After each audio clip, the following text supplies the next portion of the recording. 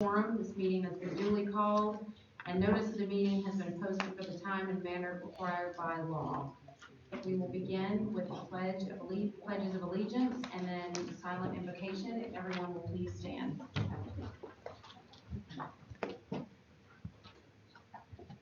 Allegiance to the flag of the United States of America and to the republic for which it stands, one nation, under God, indivisible, with liberty and justice for all. Honor the Texas flag. I pledge allegiance to thee, Texas, one state, under God, one and indivisible. Please remain standing for a silent invocation.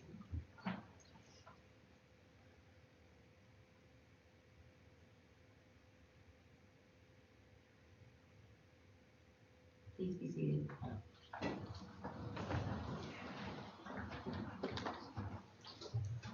Okay, since I believe we have no audience items this evening, so we will, I'm sorry, stop there, please. That's I'm quite all sorry, right. I tried to walk right all over your part. Sorry, thank you. Good evening, ladies and gentlemen. Can I have your attention? Before we begin this meeting, we ask that everyone silence your cell phones. Before Ben ISD Board of Trustees, an open meeting for the public to address the board and the district business. Therefore, audience items members may address the board during the designated audience items section of the agenda. If you have any printed materials you want to give to the board members, you must provide them to the board secretary, Jane Kaiser, or to me, and we will provide them to the board. We also ask that members of the audience be respectful of others, remain quiet during the meeting so that everyone's able to hear the proceedings. For your convenience, microphones have been provided on both sides of the boardroom. Please speak clearly, directly into the microphone if you are asked to answer a question or address the board during the meeting. Thank you. Thank you, all responsibilities. Appreciate that. Now that we have no audience items, I believe, so we will move on to information. First, we have the 2015-16 TEA accountability update. Dr. Dupree.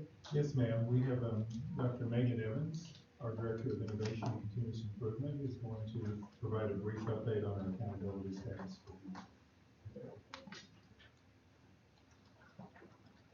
I'm very careful here with this laptop.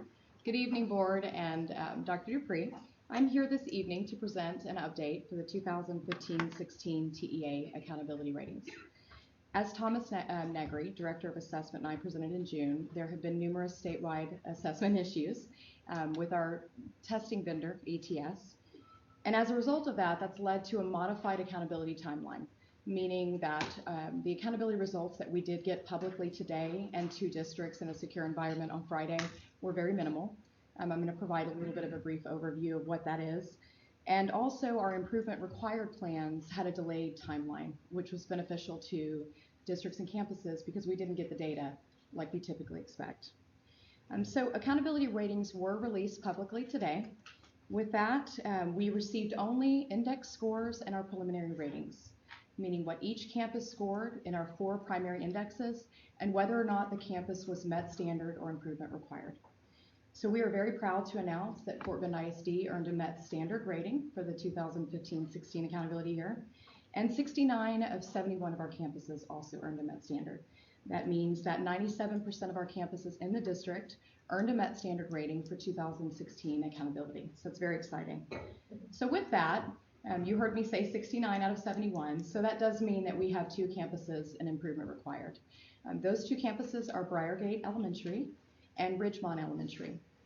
So you probably remember, I know you do, that those are also improvement required campuses from last year. So that means a little bit of a different thing now that they're in second year IR, what we also call multi-year IR. So we will be coming to you, board, probably in the next month to month and a half with Texas Accountability Intervention System plans, similar to what you approved last fall. We have to continue to engage that in that improvement process for year 2.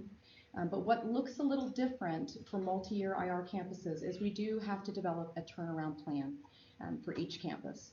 That turnaround plan development begins in the spring of 2017. So in the fall, we'll have our TAES improvement plan that will come to you for approval. We'll present that in depth. those detailed plans and how we're going to respond to that data.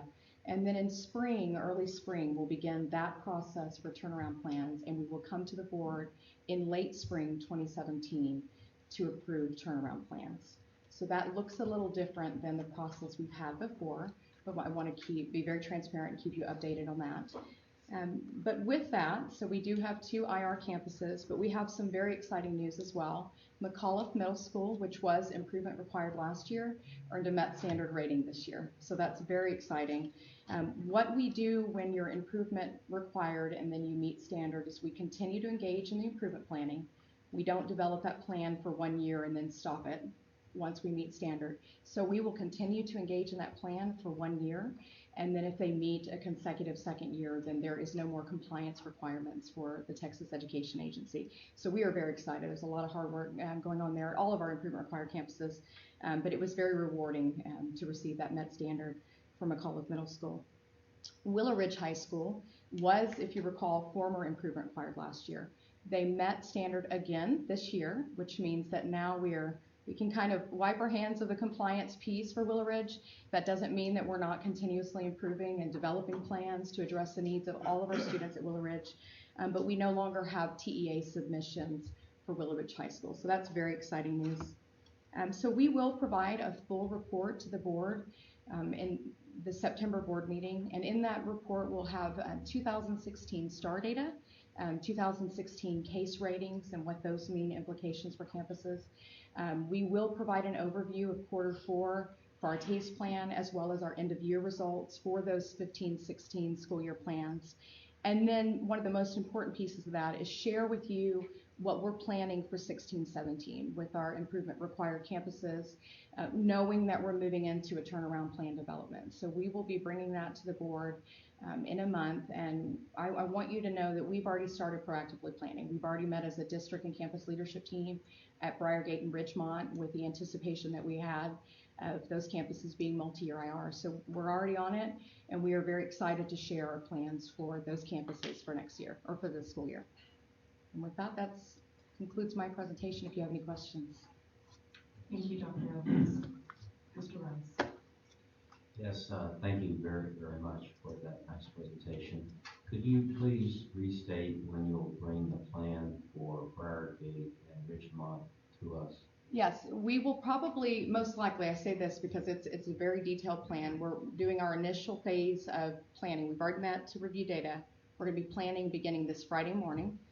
We will probably be bringing it to the September 15th board meeting to allow time for approval in October. So you have some processing time, because it's a very detailed plan. We want to honor that and allow the board to have several weeks to be able to review the plan prior to approving. We don't want y'all to feel like we've got it 1 week and then we're asking to approve it, the next week. So we will bringing it in mid-September, hoping for an approval in October. Great, and can you remind me when we are required to post what our schools would have earned if we were under the A through F scenario? So we're not required to post that. The Texas Education Agency is scheduled at this time to post on January 1st, 2017. So they will post that. So we've got plans in place for that as well. We're going to be very proactive with that communication and what those letter ratings mean. Okay. And lastly, Dr. Dupree, I would just simply like to acknowledge and thank principals and teachers who work so hard to get Willow Ridge out of second year. And thank you to Dr. Faust for his leadership in that. And also to Dr. Rodriguez, Sochi Rodriguez, for moving McAuliffe out. So thank you very much. Yeah. Thank you, Mr. Rice. Ms. Oliver. Thank you. I would like to definitely second the sentiments about the hard work that was done from McAuliffe and Willow Ridge. Just a quick question. I know, correct me if I'm wrong, last year around this time, we worked on a campus IR plan as well that was submitted. What is the difference between that plan and a turnaround plan? Was there a criteria difference between the two plans?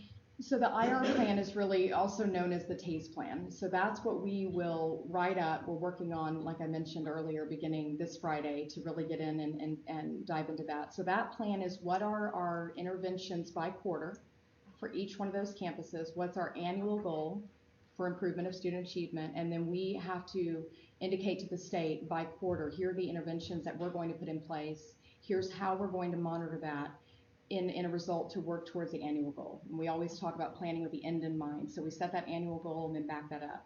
Now, the turnaround plan, that will begin in spring of 2017, and that is in the event that a campus is rated improvement required for a third year. So we don't have to implement the plan if both of our campuses meet standard for the 2017 accountability year, but we have to have a plan in place and ready to go, board approved, in the event that both of those campuses miss accountability for a third year. And so that's a lot more detailed as far as looking at positions, the structure of the school. It gets a lot more detailed in hiring selection, retaining teachers and administrators on the campus, because the state really wants us to, you've worked on 2 improvement plans, 2 to possibly 3 years, and you haven't been successful. So it's time to kind of think outside the box. And so that's kind of the difference between the two. The TASE plan, we're going to be working all year. The turnaround plan, we start in spring, hoping that we don't have to use it, but we have it if we need it. All right, thank you. Thank you, Ms. Elder. Mrs. James? Can I ask a clarifying question on the turnaround plan? Is that something that's developed in the spring, and then is it approved by the board and kind of in our filing cabinet, so if we don't meet, so if the schools don't meet the standard, as you said, it can be used to come and get going on this? Correct. So both the TASE plan and the turnaround plan for both Briargate and Ridgemont, both will require board approval. The TASE plan is the plan that we work all year. So we're going to come to you with that plan. We're going to start from day one working a plan. But as far as the formality of putting it in a document and all of that, we'll come to the board, providing it in September, asking for approval in October. The turnaround plan also gets board approved, and it's also reviewed by the commissioner of the education agency, and so they have to also approve it.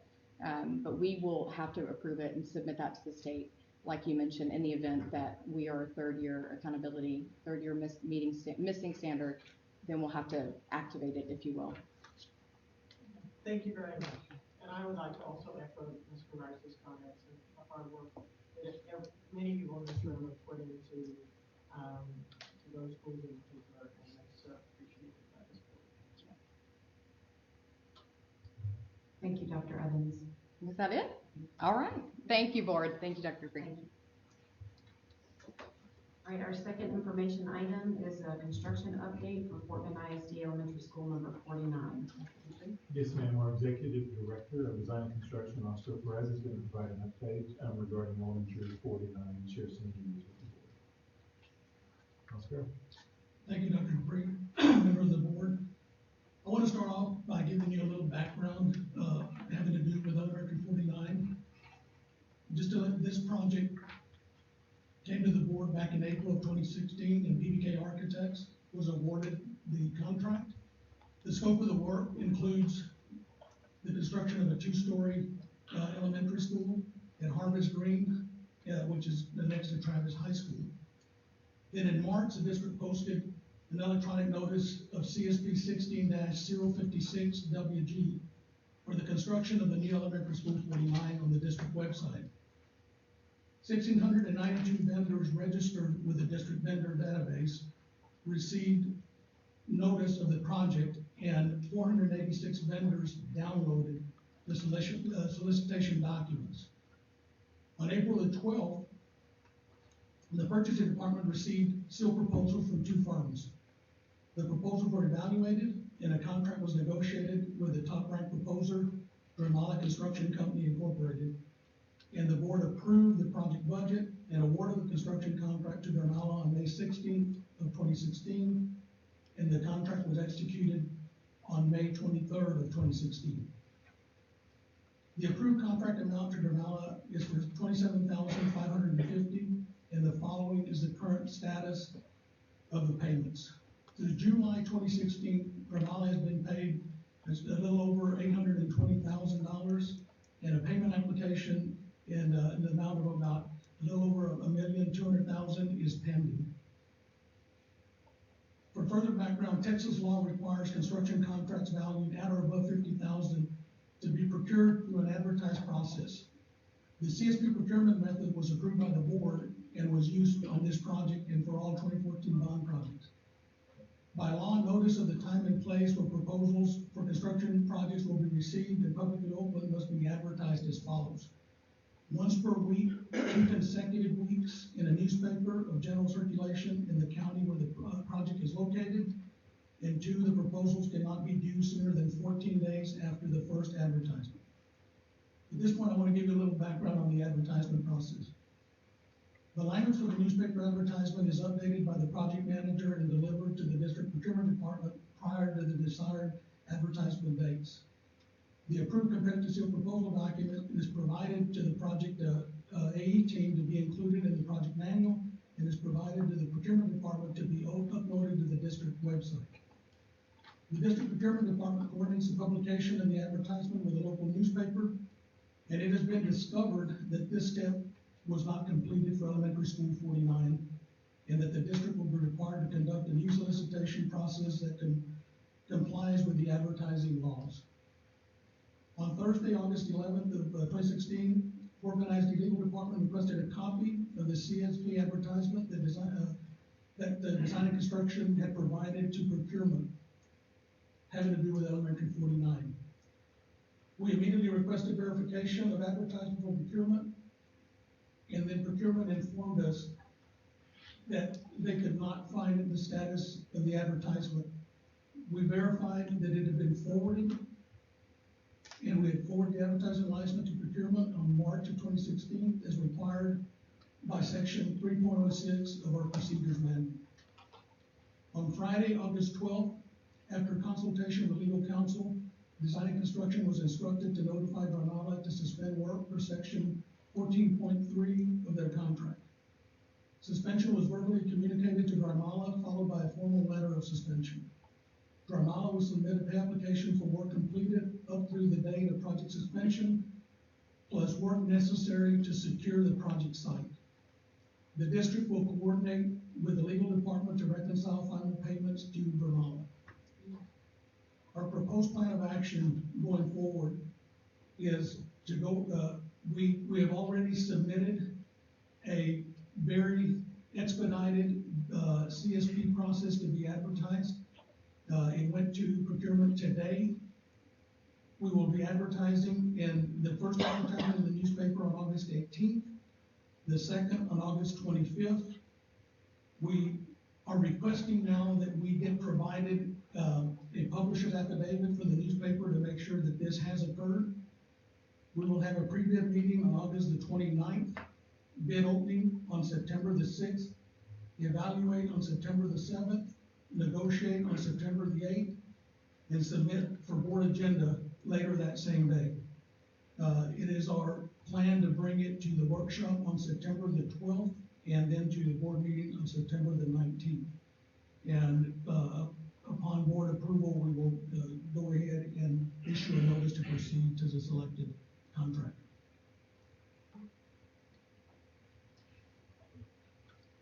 Thank you, Mr. Perez. We have questions for the trustees. Mr. Rice.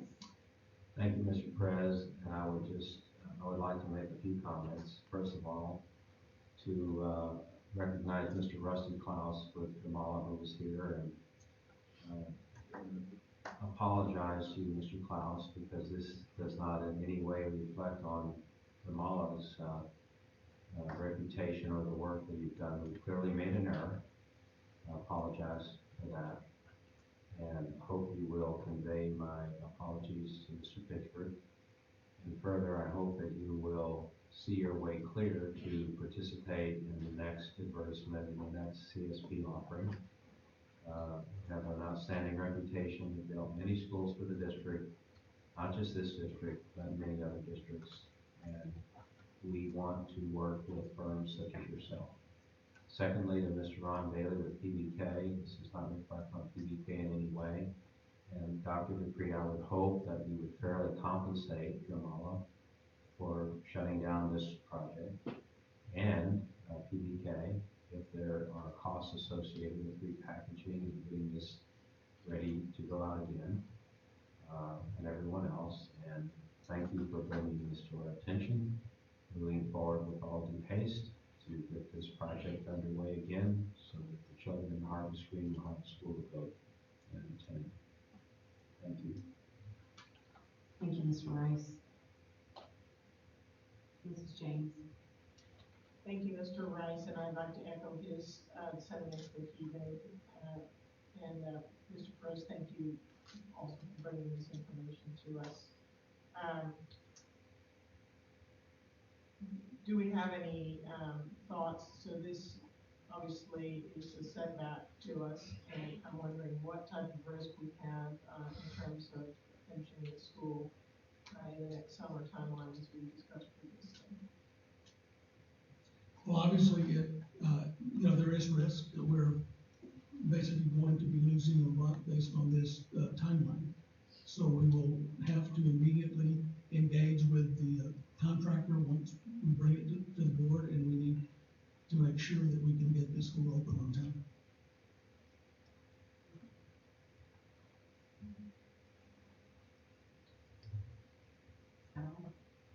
Thank you, Mrs. James. Mrs. Holliger. So, quick question, thank you. So we're gonna, expedited process will begin roughly this week, August 18th and 25th is our timeline to get it to the paper. And then our evaluation time is gonna be when? We will be evaluating the bid on September the 7th.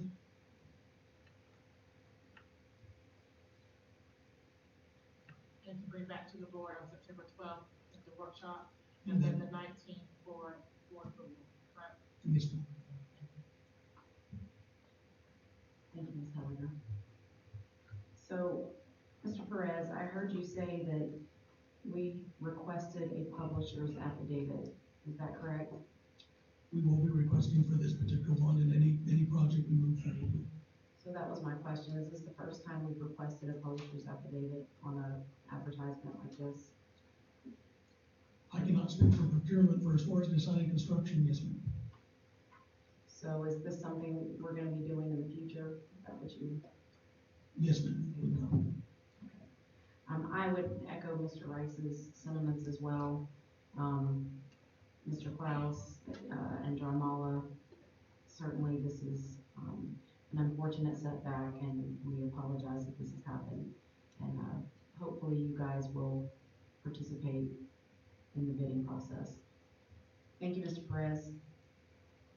Okay, I think that's all we have on information. I do have one more question. I'm sorry, I apologize. So do we know what procedures we have in place to make sure that we don't miss this in the future? I think that's the question that's really lingering for me, is how do we miss this? Yes, ma'am. What we've done is we've gone ahead and adjusted our procedure to ask for that affidavit to come back. Because at this time in our procedure, once we provided it to procurement, then we did not request anything back from them. Now we're going to be requesting back for them to show us that it was advertised. So I understand from a construction perspective, but from a procurement perspective, that's part of a normal, it's a checklist, right? I think you read out to me all the different things that need to be done as part of a normal procurement process, for a project like this. Yes, ma'am. We have a checklist like that. What we'll be following up on is making sure that the actual printout of what was put in the paper actually gets placed into the file. Okay? And so that is a step that we had all the time. So we will make sure that that's happening in the future. Okay, so then maybe you just clear something up for me. So I was under the impression, based on what you said, that we didn't do something. We think we did it, but we just don't have proof that we did it? Or is I mean, there isn't anything from the Chronicle that shows that they had it. So it was definitely an oversight on our part. I mean, if the Chronicle had, they would have been able to produce it for us. But because it was pretty recent, but it was something that we did not complete. Oh, I think. Thank you, Mr. Bassett. Mr. Perez. Okay, we are now going to convene in closed session under the Texas Open Meetings Act. in order to confer with council and under chapter 551, section 071, 072, 074, 076, 082, and 0821. We are now convening a closed session.